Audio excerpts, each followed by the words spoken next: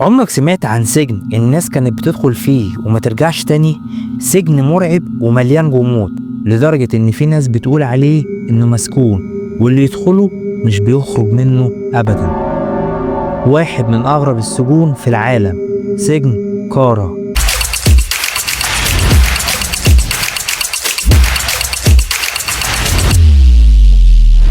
السجن ده اتبنى في القرن ال18 وقت السلطان اسماعيل، وكان جواه شبكة سراديب ودهاليز تحت الأرض، مفيش فيه شبابيك ولا حتى أبواب عادية. هو عبارة عن مساحة كبيرة موجودة على شكل شبه مستطيل، متقسم ل3 قاعات واسعين جدا، في مجموعة من الأقواس والدعامات الضخمة. وفي ناس بتقول إن السجن ده مساحته مش صغيرة خالص، لأ دي ممكن تكون مغطية مدينة مكناس كلها، زي ما سمعت كده، متاهة تحت الأرض محدش يعرف أولها من آخرها. في روايتين عن سبب تسميته بسجن كارا. الرواية الأولى بتقول إن اسمه جاي من سجين برتغالي اسمه كارا، كان مهندس معماري، والسلطان وعده بالحرية لو بنى سجن يشيل لغاية 40,000 سجين من اللي اتأثروا في الجهاد البحري. والرواية التانية بترجع لزمن الاستعمار الفرنسي، وكان الحارس بتاع السجن أصلع، فسموه حبس الأقرع، وبعدين اتحرفت لحبس كارا. التصميم بتاعه غريب ومخيف، مفيش فيه لا أبواب ولا شبابيك، مجرد فتحات في السقف كانوا بيرموا منها السجناء لتحت، واللي بينزل غالبا ما بيطلعش.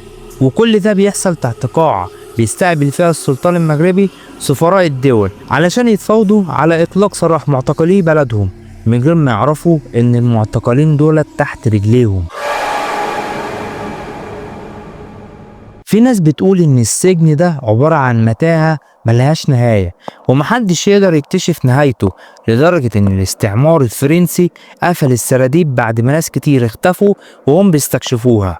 وبعد الاستقلال الحكومة المغربية زودت حواجز أسمنتية عشان تقفل المساحات الكبيرة، وبقى اللي متاح منه جزء صغير جدا.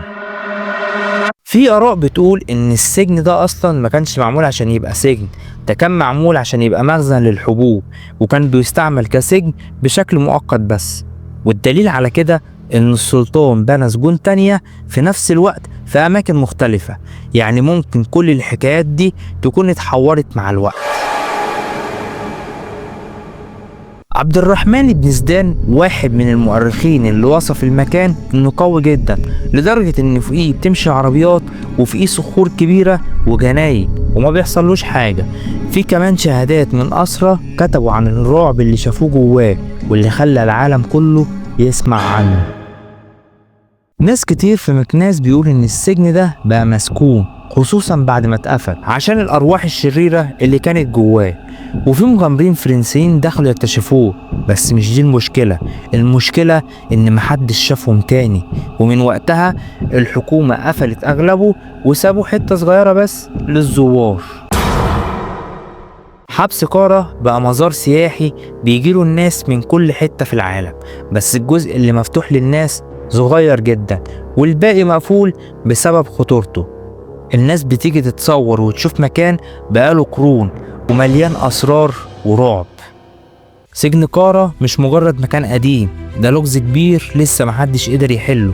هل فعلا مسكون؟ وهل فعلا الناس كانت بتختفي جواه؟ ولا كل ده مجرد خيال ناس حبت تضيف شوية رعب؟ ودلوقتي أنا عندي ليك سؤال، بعد اللي سمعته ده لو جاتلك فرصة تدخل تشوف السجن ده، هتدخل ولا هترفض؟ قول لي رأيك في التعليقات، وما تنساش تعمل لايك وتشترك في القناة وتفعل زر الجرس عشان يوصلك كل جديد إن شاء الله. والسلام عليكم ورحمة الله وبركاته.